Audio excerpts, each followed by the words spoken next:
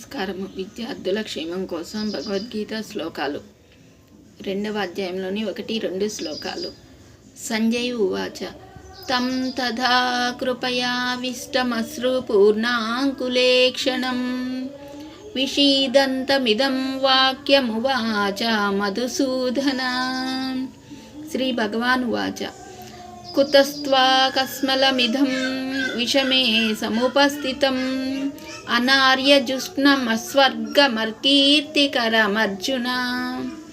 తాత్పర్యము: సంజయుడు పలికెను, ఈ ప్రకారముగా కరుణచే ఆవేశించబడి కన్నీరు కార్చుచు వ్యాకులమైన దృష్టిని కలిగియున్న అర్జునునితో మధుసూదనుడిట్లు పలుకసాగెను.